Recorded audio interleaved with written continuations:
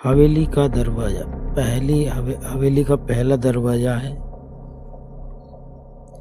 तारीख है 6 नवंबर 2025। समय रात 11:57।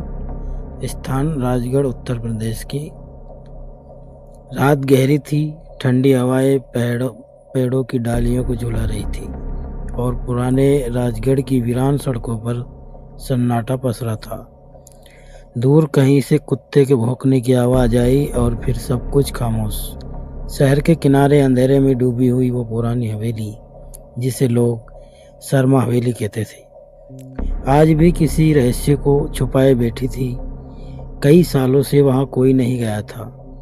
गांव वाले कहते थे, उस हवेली का पहला दरवाज़ा मत खोलना, वरना हवेली तुम्हें अपना हिस्सा बना लेगी।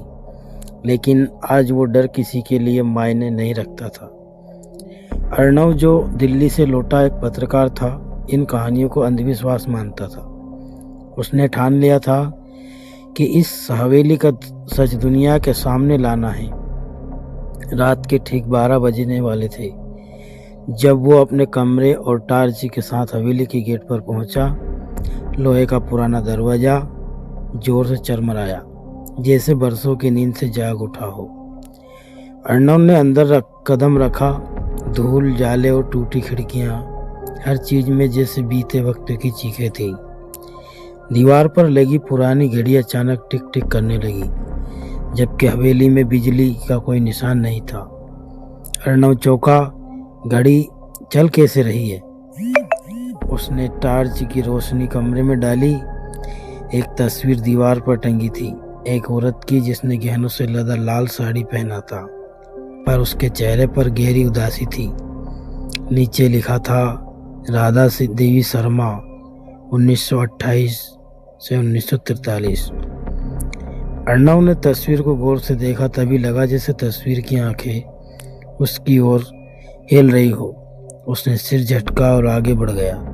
हवेली में 4 बड़े दरवाजे थे, लेकिन गांव वालों के अनुसार पहला दरवाज़ा सबसे खतरनाक था, क्योंकि वही असली रहस्य की चाबी था। वह दरवाज़ा हवेली के अंदर के हिस्से में था, लकड़ी का बना, काले निशानों से भरा, और उस पर मोटी जंजीरें लिपटी हुई थी। अर्णव ने कैमरा ऑन किया। आज मैं उस हवेली का पहला दरवाज़ा खोलने जा रहा हूँ, जिसके बारे में कहा जाता है कि वो लोगों की जान लेता है। जैसे ही उसने जंजीर हटाई, हवा का एक झोंका आया। टार्च की रोशनी बुझ गई। उसने मोबाइल फ्लैश ऑन किया और धीरे धीरे दरवाज़ा खोला। अंदर अंधेरा था और गंध थी, पुरानी सीली सड़ी हुई गंध। फर्श पर किसी के चलने जैसी आवाज़ आई। कौन है वहाँ? उसने आवाज़ लगाई। कोई जवाब नहीं।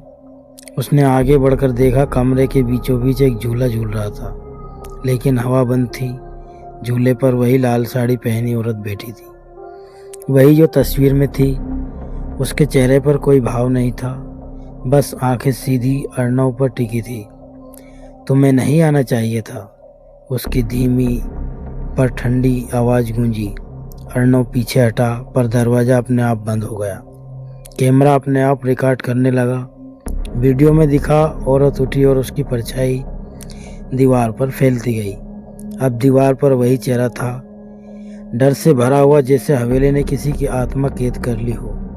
अर्णव चिल्लाया, मुझे जाने दो, लेकिन आवाज़ हवेली के अंदर गूंजकर रह गई। उसने मोबाइल उठाया, बाहर निकलने की कोशिश की, मगर दरवाज़ा खुल नहीं रहा था। तभी उसे दिखा, कमरे के कोने में एक डायरी पड़ी है। उसने कांपते हाथों से खोली। उसमें लिखा था, 6 नवंबर 1943। आज हवेली का पहला दरवाज़ा आखिरी बार बंद किया गया। जिसने इसे खोला वो फिर कभी लौट नहीं पाया। पन्ने पर ताज़ा उंगलियों के निशान थे, जैसे अभी किसी ने लिखा हो। अर्णव का चेहरा पसीने से भीग गया। उसने कैमरा उठाया और दरवाजे पर जोर से धक्का मारा। आखिरकार दरवाज़ा खुला, लेकिन बाहर वही कमरा था, वही दीवारें, वही झूला, जैसे वो हवेली के एक ही चक्र में फंस गया हो। उसने पीछे देखा। लाल साड़ी वाली औरत अब उसके पीछे खड़ी थी। उसने मुस्कुराकर कहा, अब तुम भी हवेली का हिस्सा हो। अर्णव और कैमरा अपने आप बंद हो गया। अगली सुबह गांव वालों ने हवेली का दरवाज़ा खुला पाया। अंदर सिर्फ कैमरा पड़ा था। रिकॉर्डिंग में आखिरी फ्रेम था, अर्णव की आंखें और पीछे वही तस्वीर, अब 2 चेहरों के साथ, एक राधा देवी और दूसरा अर्णव शर्मा। समाप्त वह 12:40 AM से 7 नवंबर 2025। कोई प्रश्न पाठकों के लिए है, क्या हवेली सच में शापित थी या अर्णव किसी मानसिक जाल में फंस गया? क्या कोई और जाकर उस पहले दरवाजे के पार का सच जान पाएगा? अगर कहानी पसंद आई हो तो लाइक करें, कमेंट करें और बताएं क्या आप अगला दरवाज़ा खोलने की हिम्मत रखते हैं। धन्यवाद।